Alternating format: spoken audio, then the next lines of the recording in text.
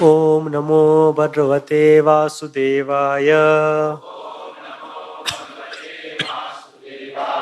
Reading from Srimad Bhagavad Gita, chapter 3, entitled Karma Yoga, verse number 16.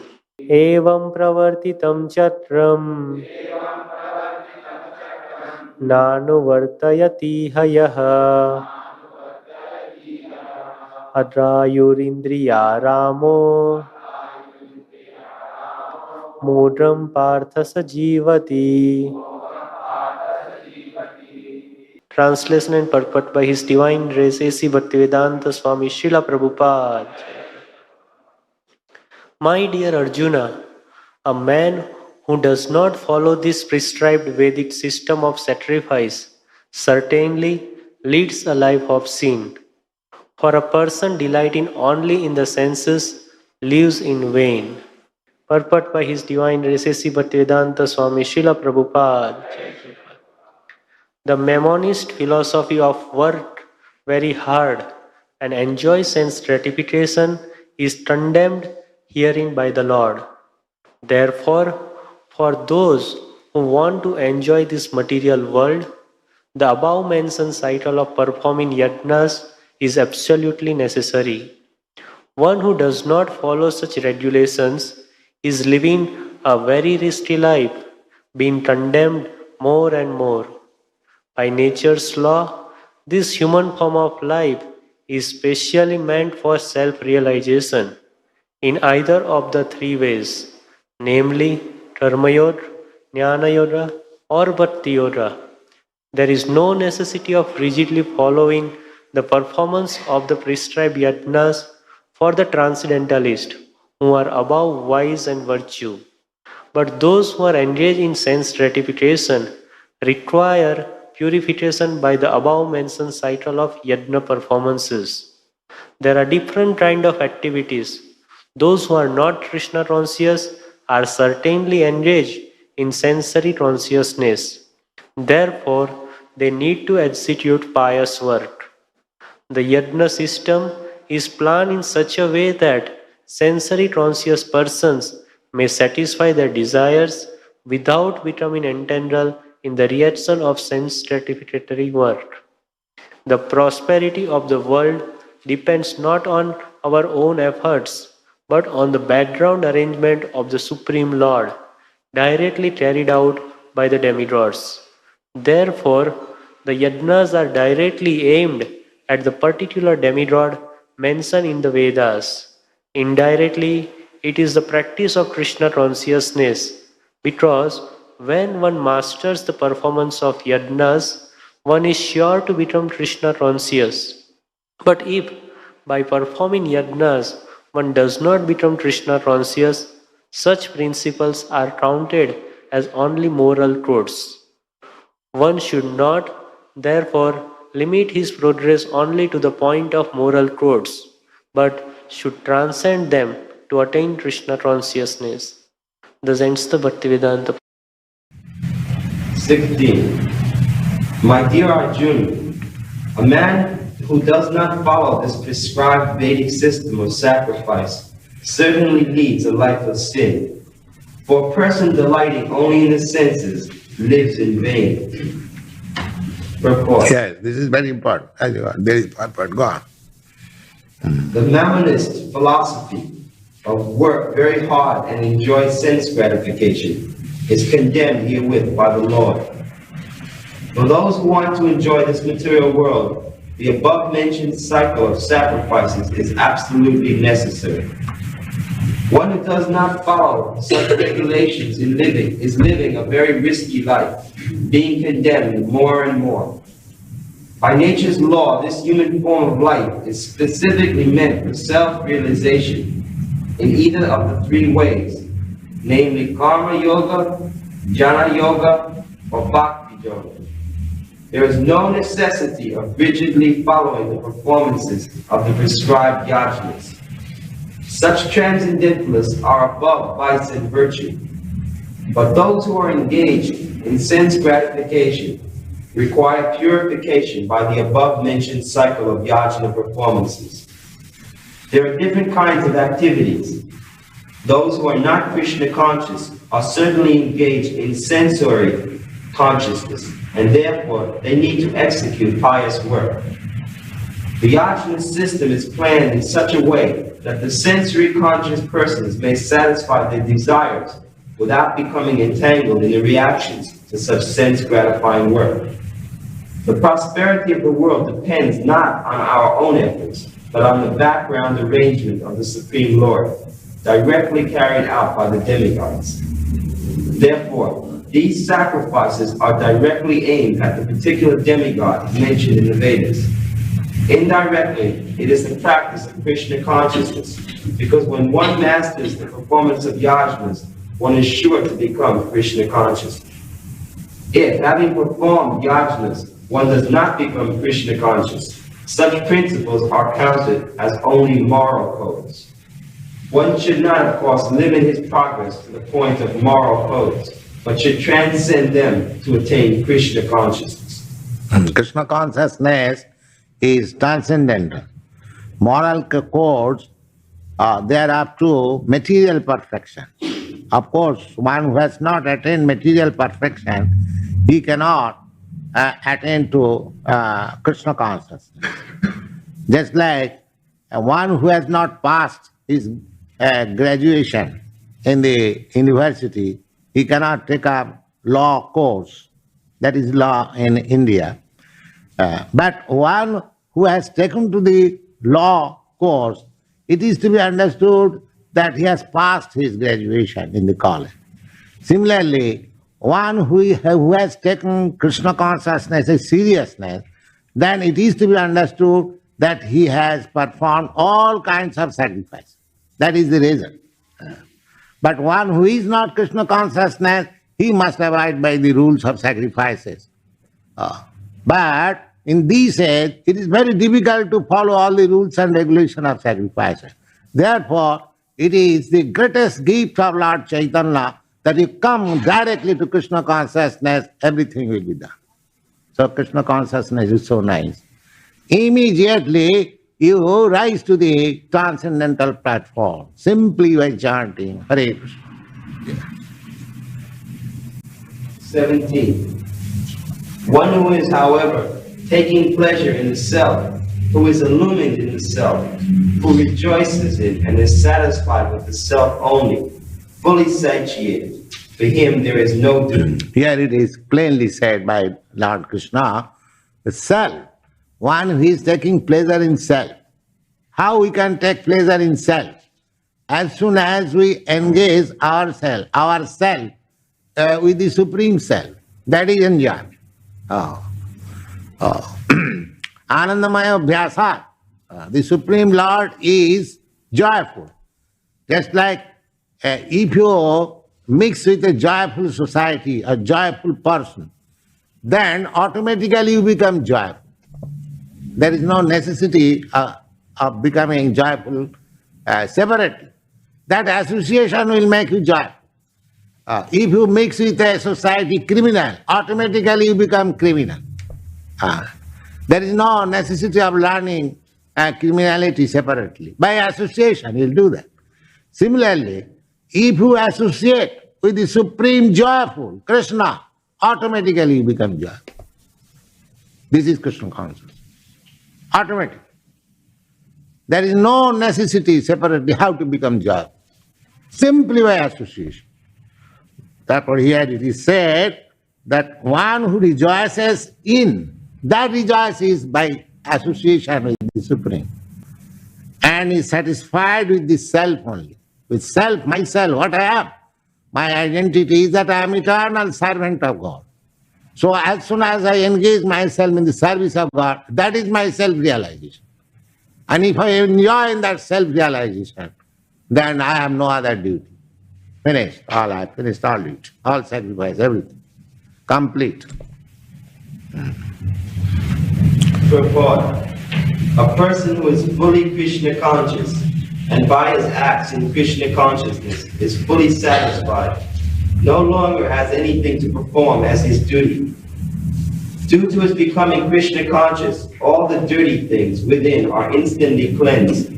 Ordinary ordinarily an effect of many, many thousands of yajna performances. By such clearing of consciousness, one becomes fully confident of his eternal position in relationship with the Supreme. His duty thus becomes self-illuminated by the grace of the Lord, and therefore he no longer has anything to do in terms of the Vedic injunctions. Such a Krishna-conscious person is no longer interested in material activities and no longer takes pleasure in material arrangements like wine, women, and similar infatuations. 18. A self-realized man has no purpose to fulfill in the discharge of his prescribed duties, nor has he any reason not to perform such work, nor has he any need to depend on any other living being. 19. Therefore, without being attached to the fruits of activities, one should act One should act as a matter of duty, for by working without attachment, one attains the Supreme. Purport. This Supreme is the personality of Godhead for the devotees and liberation for the impersonalists. A person acting for Krishna or in Krishna consciousness under proper guidance and without attachment to the result of the work is certainly making progress toward the supreme goal of life. Indirectly, Arjuna is told that he should fight the battle of Kurukshetra without attachment in the interest of Krishna, because Krishna wanted him to fight. To be a good man or a non-violent man is also a personal attachment, but to act on behalf of the Supreme... Yes, to be a good man, this consciousness is, I am very good man. Or to bad man, I am very bad man. But if you become Krishna conscious, I am neither good man or bad man, I am Krishna's man, that's all. Finish. Finish. All business, I am Krishna's man, that's all. If Krishna wants to kill you, I will kill you. If Krishna says you do that, I do that, that's all. I am Krishna's man. So he is immediately transcendental to all goodness or badness. All right, stop here. Any question?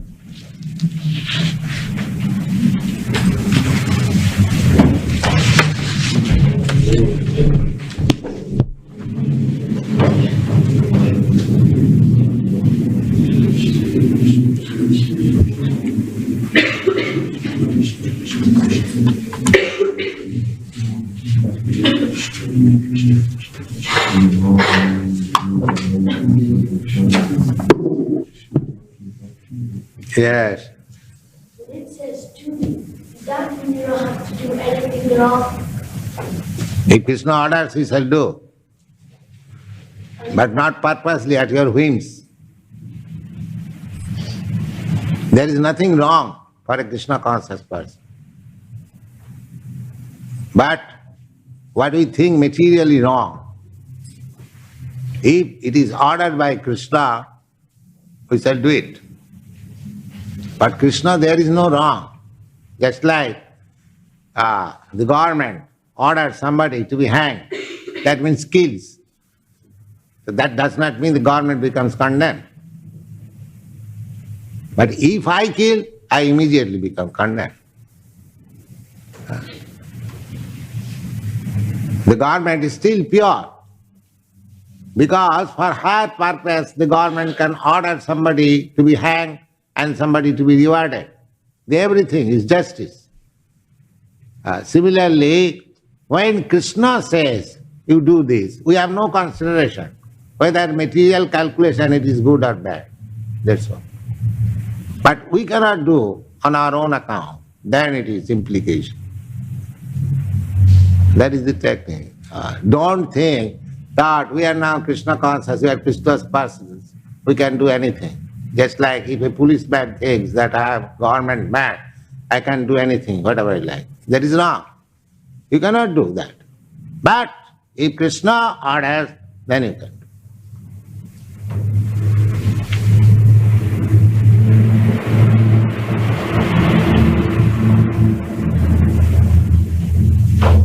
Yeah. Krishna tells Arjuna to go to the sun planet. Why does he say that? can't remember where. I remember reading that Krishna told Arjuna he can go to the sun planet by worshiping. Why do you say that? The sun planet. If I say that you can go to Santa Fe, what is the harm? What is the wrong there? You go to the sun planet by worshiping. Anyway, if Krishna says that you can go to the sun planet, what is wrong there? Well, I thought you go to Krishna. Go to Krishna. And if Krishna desires that he should go to sun planet, then he will go. What is wrong there? There is nothing wrong. You have to act what Krishna says.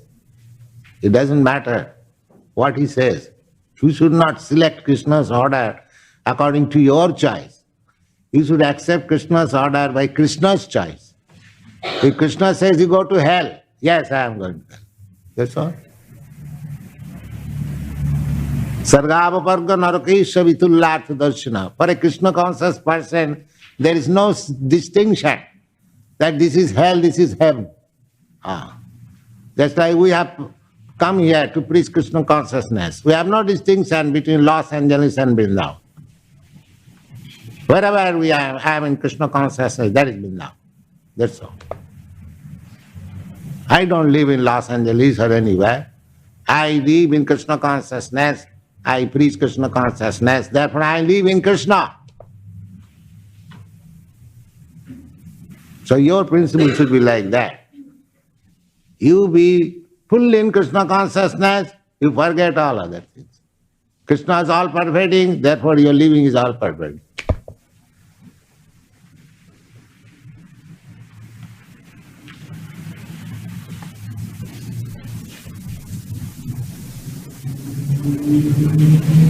Is that all right?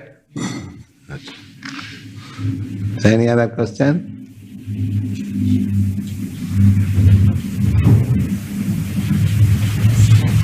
You said that as the age of Kali progresses, there'll be no more butter. You said as the age... Yes, it has already begun. You are killing cows, the source of butter. Now, time will come, there will be no more cows. Misusing. And then where will you get butter? You cannot manufacture in your factory a cow or butter. We can take care of cows. Huh? We can take care of You should. Otherwise you are ungrateful. You are drinking milk, you are taking so much butter, milk product, and as gratitude you are killing cows. You should be ashamed. Even if you have no human feelings, you suck the breast of your mother and kill. Is that humanity?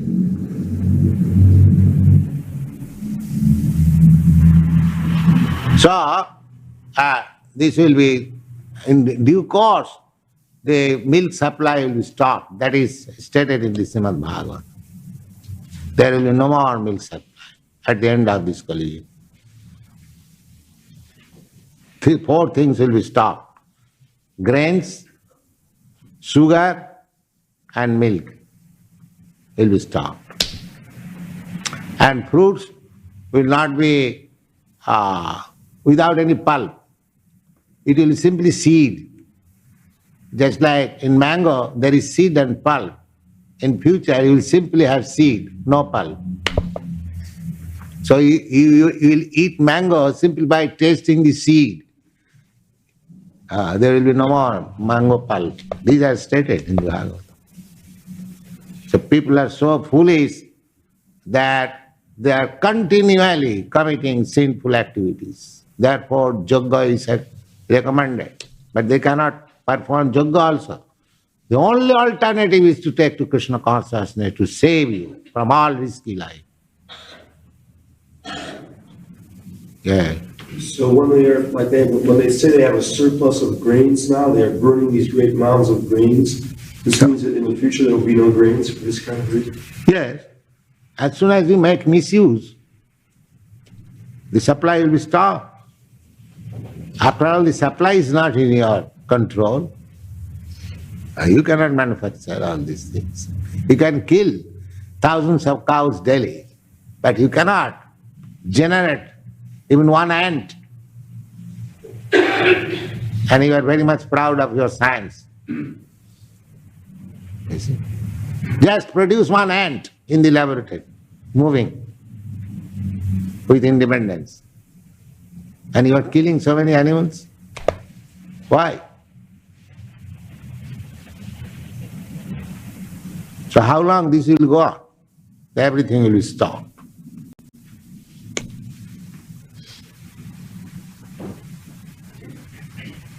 Just like a child, mother is giving good, nice food stuff and is spoiling. Then what the mother will do? All right. From tomorrow will not get. That is natural.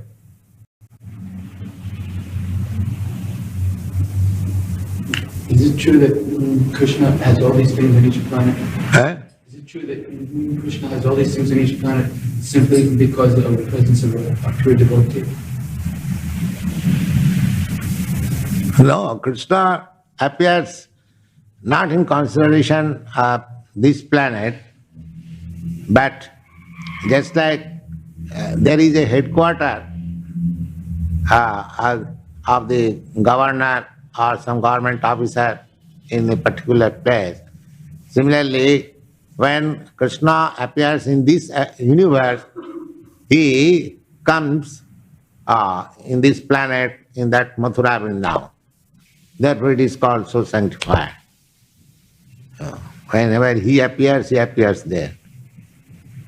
And that Vrindavan happens to be situated within this planet. So this planet is very fortunate in that sense.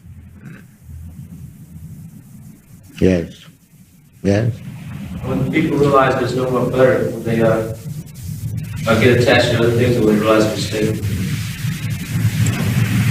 What is that?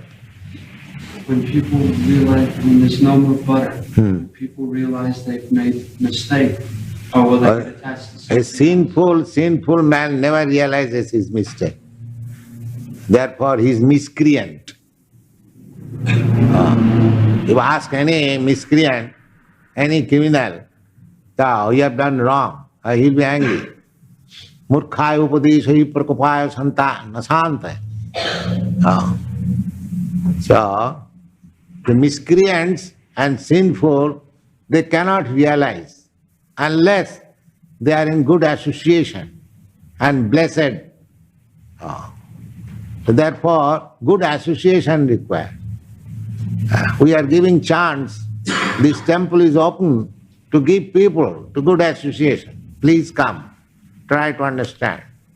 And if one is fortunate, he understands, he takes to this principle. And that's become, I am to say, purified gradually. But if you, that what in this age Chaitanya Mahaprabhu has recommended that you do not require to change your position.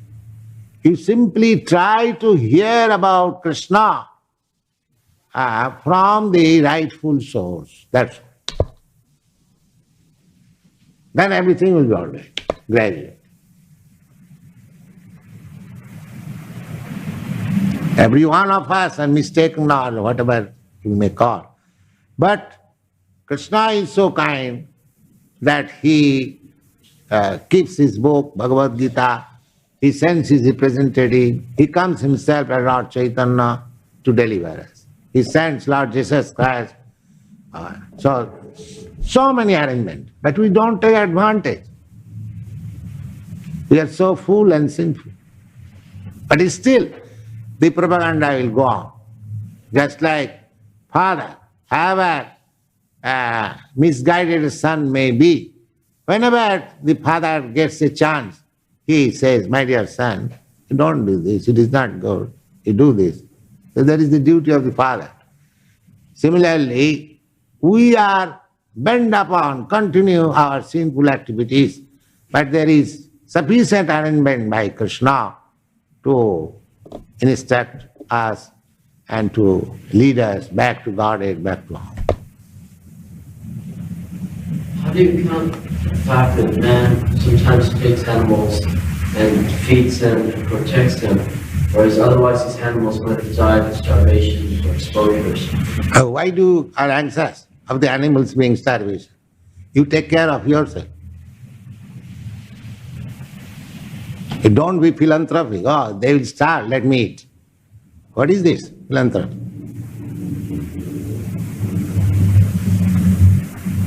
Krishna is supplying food. If he dies out of starvation, it is Krishna's responsibility. Nobody dies of starvation. That is a false theory. Have you seen any animal dying of starvation? Have you got any experience? Have you seen any bird died of starvation? There is no question of starvation in the kingdom of God. We are manufacturing these theories for our own satisfaction, sense satisfaction. There is no question of starvation in the law of God. Elephant eats 100 pounds at a time. Who is supplying foodstuff? There are millions of elephants in the African jungle and Indian jungle. They require 100 pounds at a time to eat. Who is supplying food?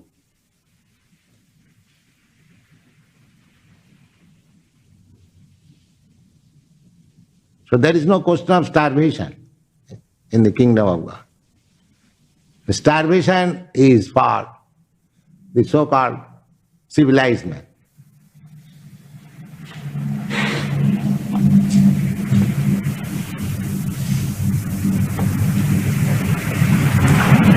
Yeah.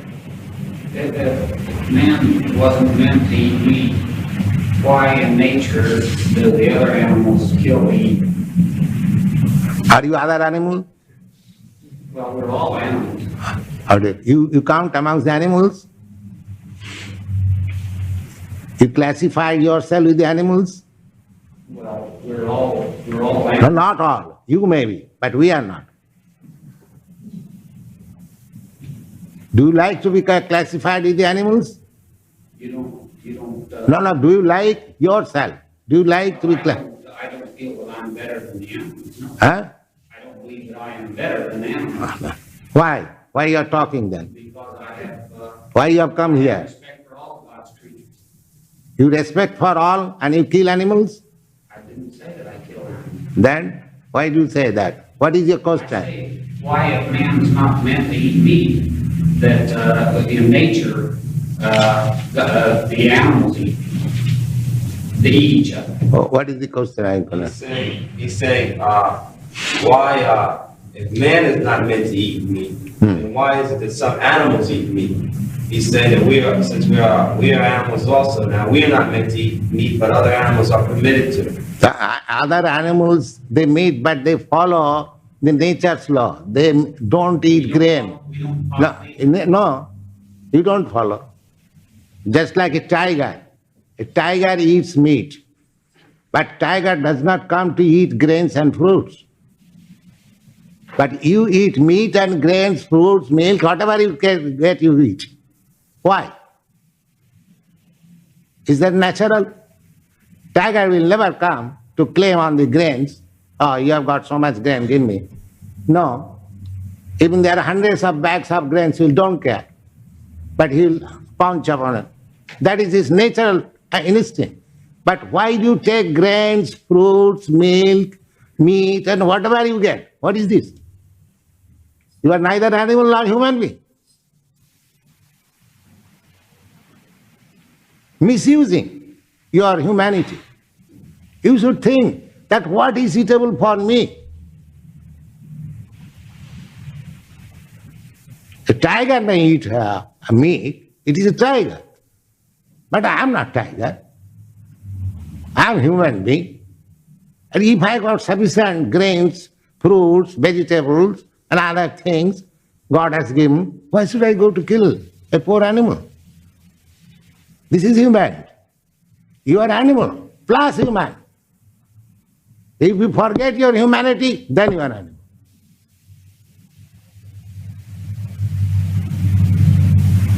So we are not simple animal. We are animal plus humanity. If we increase our quality of humanity, then our life is perfect. But if we remain in animality, then our life is imperfect. So we have to increase our human consciousness. That is Krishna consciousness. That is Krishna consciousness. What is the purpose of eating? To live. If you can live very peacefully, very nicely, with good health, by eating so many varieties of foodstuff given by Krishna, why should I kill an animal? This is humanity. Why should I imitate an animal? Then what is the difference between animal and human being? If you have no discretion, if you have no consciousness, besides that, scientifically, your teeth is meant for eating vegetables. The tiger has eat for eating meat. Nature has made it like that. It has to kill another, and therefore he has got nails, he has got teeth, he has got strength. But you have no such strength. You cannot kill a cow like that, pouncing like cow. You have to make slaughterhouse and sit down at your home. Somebody may slaughter and you can eat very nicely. What is this? You do like tiger. Pounce upon a cow and eat. You cannot do that. You cannot do that. What you're saying is that you don't believe that nature's perfect. Nature's law, that is, tiger is made by nature's law in that way. So therefore, he can do that. You cannot do it. Your nature is different. You have got discrimination, you have got conscience, you are claiming civilized human being, so you should utilize these things. That is Krishna consciousness, perfect consciousness.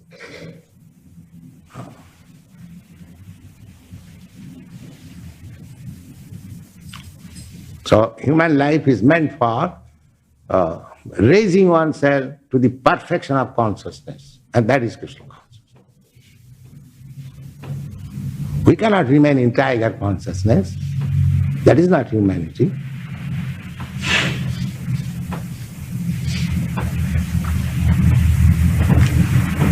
Yes. Have we evolved from a lower form like from cat to animal to man, or have we fallen, as the Christians teach, from a higher plane? Have we fallen from higher to lower, or have we come from the very bottom, from plant into animal? Yes, naturally we fallen from higher to lower. Then we make progress. Again come to this human being. This is a via media with good consciousness. If you utilize your good consciousness, then you go still higher, go to God. But if you don't use your higher consciousness, then again go to down. This is going on. Cycle of birth and death. This human form of life is meant for self-realization, God-realization. If we don't use properly this life for God consciousness or Krishna consciousness and go back to the kingdom of God, then we have to suffer again in the 8,400,000 species of life cycle, one after another. That is our choice. So, the best choice is to take to Krishna consciousness or God consciousness, and a life is perfect.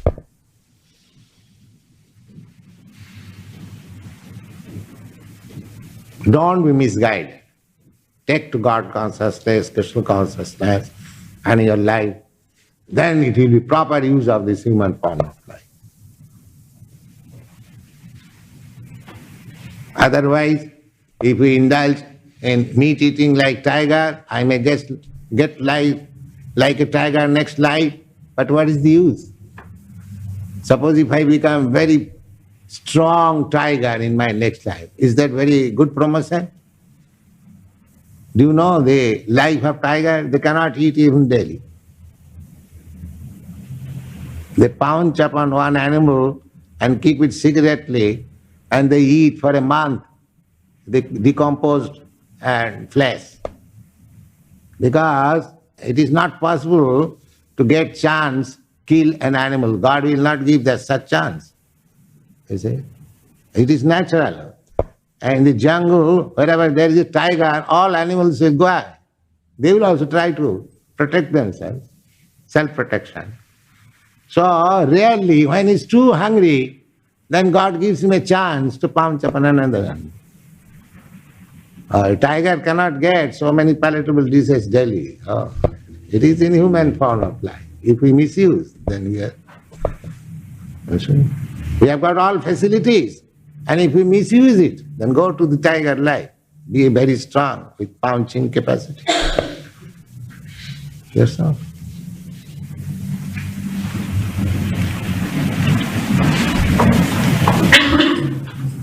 All right, chant, please.